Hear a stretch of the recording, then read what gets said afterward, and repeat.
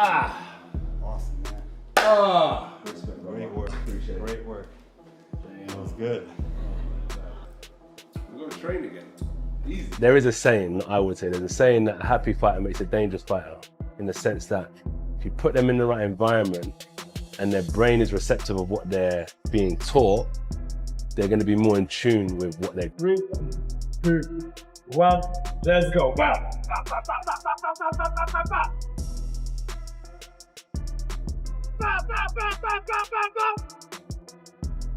5, 4, 3, 2, 1.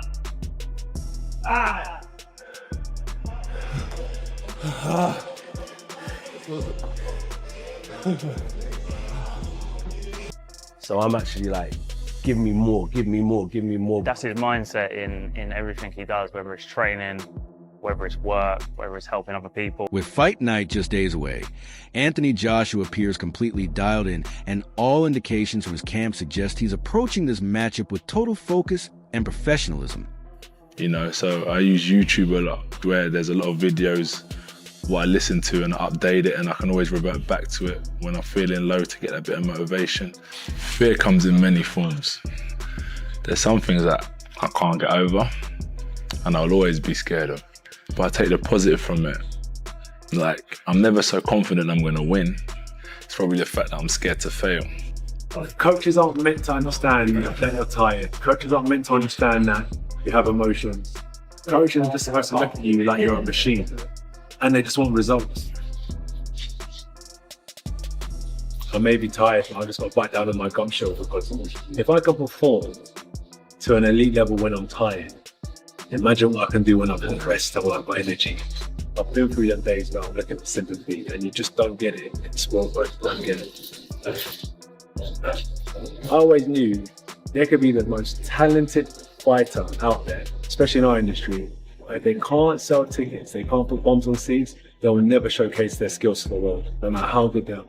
And that's why I say you have to have marketability and you have to have ability. And when you bring those two worlds together, it's a recipe for something. There's nothing relaxed or exhibition-like about the approach, only intense preparation. Joshua is polishing his conditioning, tightening his combinations, and fully committing to a structured, pressure-driven strategy. This isn't about publicity or spectacle. It's about precision, control, and eliminating every possible variable before the opening bell. To stay humble means treat the person who is beneath you in a different class to the same person who's above you in a different class. It's an equal playing field, and we have to treat everyone with the same respect. And that's why, you know, people fight for equality. And I think that's important, and that's why I mix stay hungry and stay humble together in such a fine way that they gel together well. Stay hungry, stay humble. Joshua is fully aware of the scale of the moment, the relentless spotlight and the towering expectations. And that's precisely why his mindset has remained strictly professional from start to finish. Shit, and again. Good, and again. Good, 2 more. 1 more of them. Good. You have to find it within yourself. If I've got to tell you to get up, and I've got to tell you to go to work, and I've got to tell you to do everything, then until that person stops telling you, you're never going to be able to achieve anything. So that's the best piece of advice I've been given, is find it within yourself to be motivated. You've been blessed with a brain, heart for emotions, spiritual.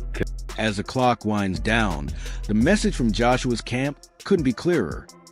There's no gradual buildup or easing into the moment. He's fully committed, intent on controlling every detail when fight night arrives. Meanwhile, Jake Paul is also locked into his own camp, increasing the intensity of his sparring, working with larger partners, and focusing on mobility as he prepares for the most demanding challenge he's faced in the ring.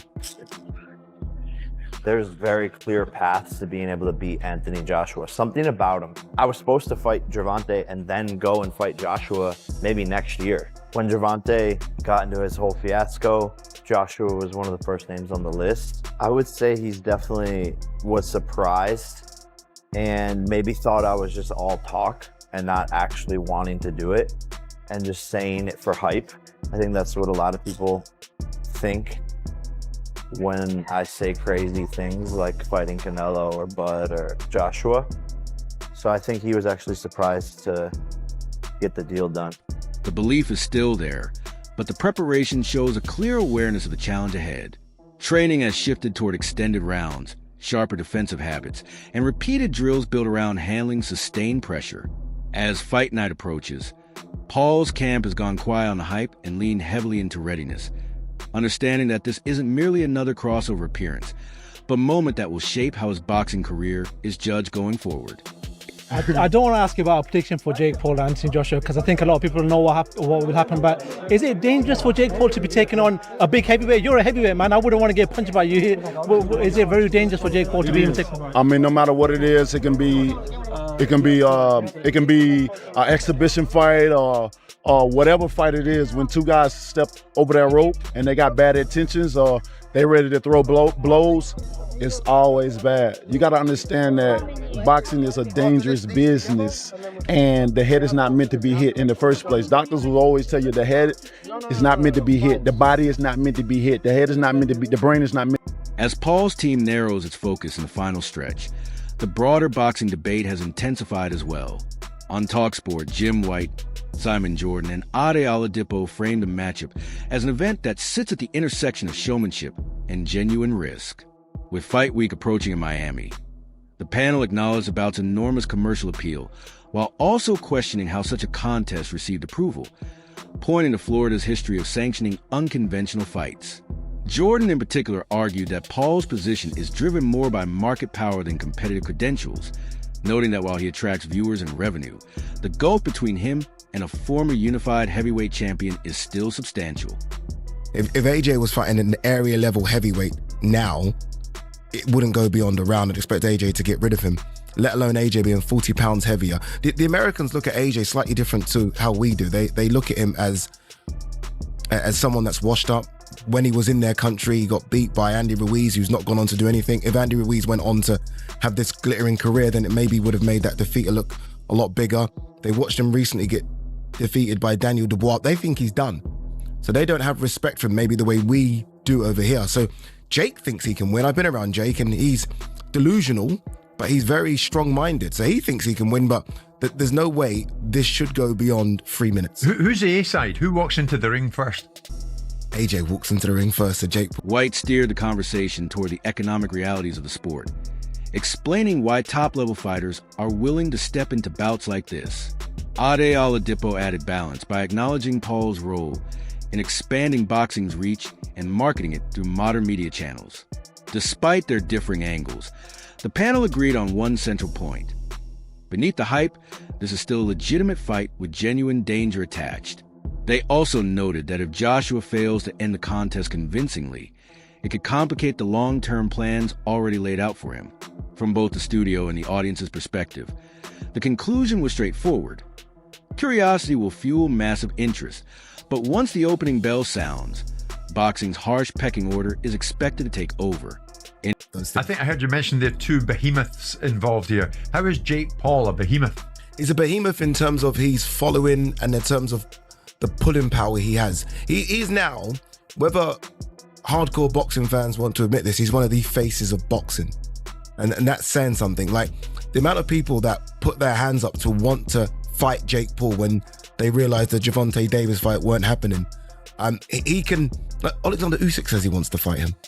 Yeah, like that's the one of the biggest names in the sport. There aren't that many people. You love this sport, Addy, and you love working in it.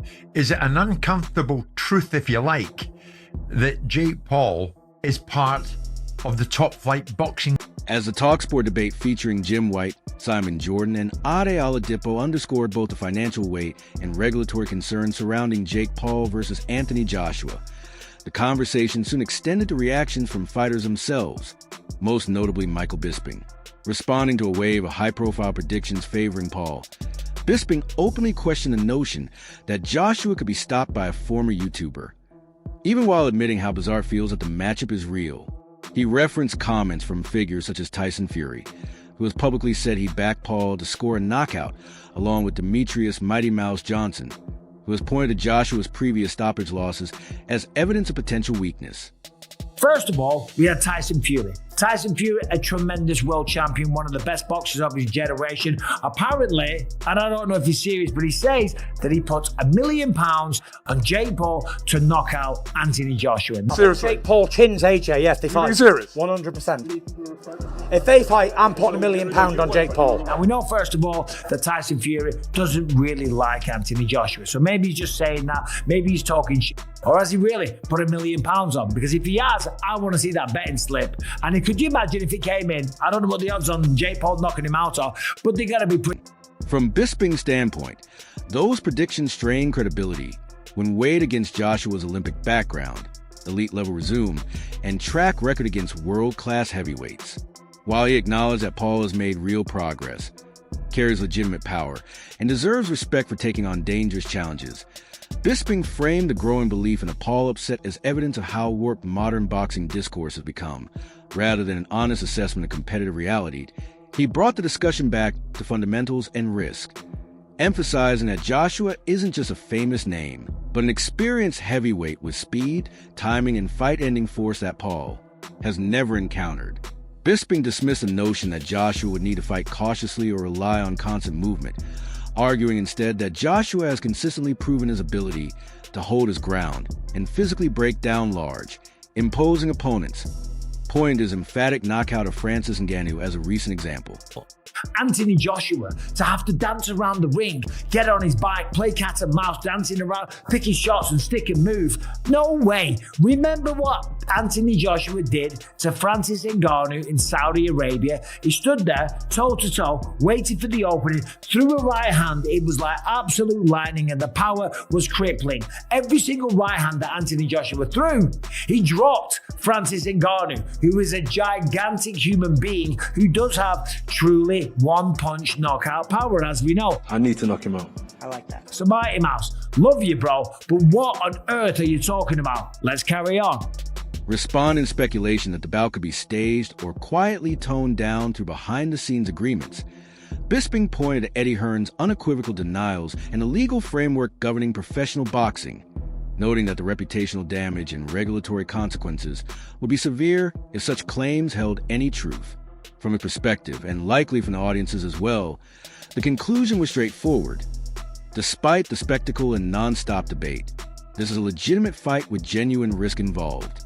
And if anyone is poised to suffer for underestimating the divide between hype and heavyweight reality, it won't be Anthony Joshua.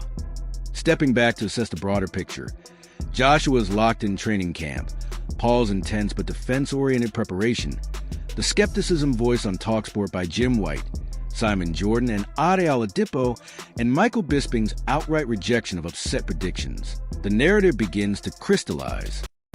Suggestions that the fight might be fixed, but also from people in the boxing world that look at this as a spectacle and look at this as a circus, a sideshow, a freak show attraction, and also something that is extremely dangerous. Because if this is a real fight, and apparently it is, so we'll go with that, there's a very good chance that somebody gets hurt. And I'm sorry to say, because I love Mighty Mouse, it ain't going to be Anthony Joshua. I mean, we seen the Mike Tyson. That was all fun. That was cute. You know what I'm saying? It's fun and games and stuff. But now you're dealing with a real professional, you know. And so we'll see how it ends up in, you know. From this vantage point, it feels far less like a coin flip and much more like a question of how long Paul can manage the danger before the realities of the heavyweight division take over. My pick is Anthony Joshua by early stoppage. But what do you think? Does Paul bring something we're underestimating? Or does this unfold the way most heavyweight mismatches do once the bell sounds? Share your thoughts in the comments, and let's get the debate going. And as always, don't forget to like, share, and subscribe to. Catch you in the next one.